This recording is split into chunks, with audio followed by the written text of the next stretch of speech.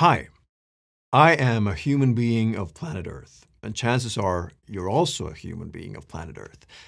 We just received some news, and unfortunately, it turns out we're not doing so great. These are known as the burning embers. It's a colored warning system that scientists have used for over 20 years to show how risks and impacts increase as the planet is getting hotter.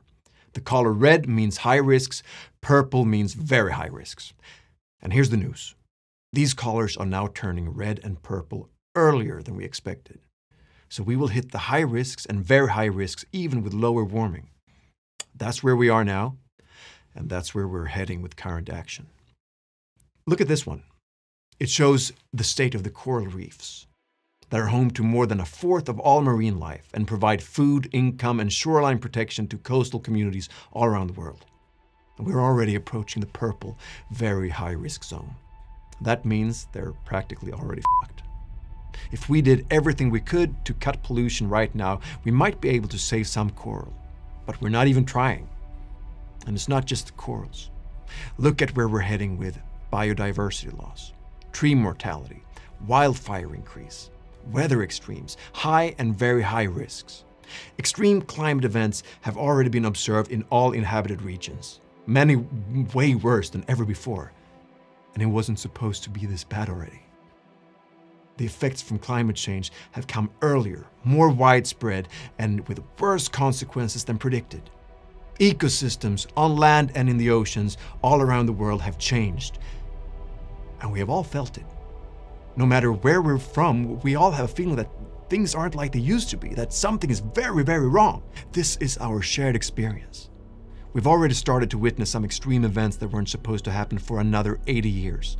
The Greenland ice sheet is now losing ice 7 times faster than it did when I was in high school. At 2 degrees warming and beyond, where we're heading fast, everything will become much worse. Just think of the wildfires that we're already seeing around the world. In Australia, California, Siberia, and the Amazon, not to mention the less reported but way more deadly wildfires we're seeing in sub-Saharan Africa and Southeast Asia. And this is one of the main takeaway messages from this report. Climate change isn't fair. Deaths from floods, drought, and storms have been up to 15 times higher in more vulnerable countries compared to countries like mine in the last decade. 15 times more deaths. And these are the people who are the least responsible for the crisis to begin with.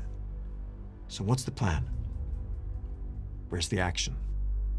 We have just witnessed what our governments are actually capable of during the battle against COVID-19.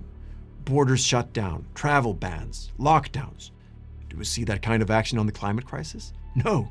Instead, the world's governments spent at least an outrageous $370 billion of COVID recovery funds on the fossil fuel industry, the very industry that is the most responsible for the climate crisis.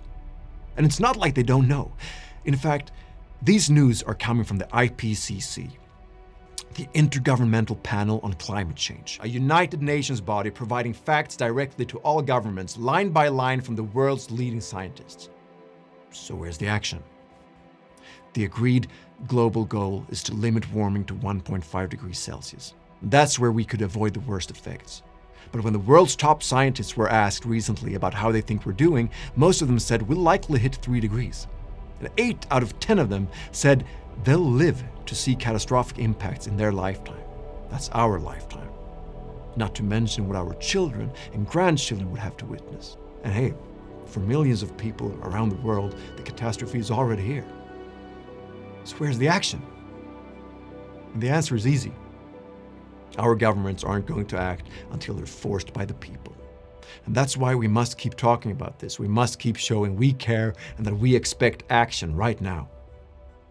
Governments must stop doing just a little better and start doing enough. We must demand that they listen to the science and act accordingly.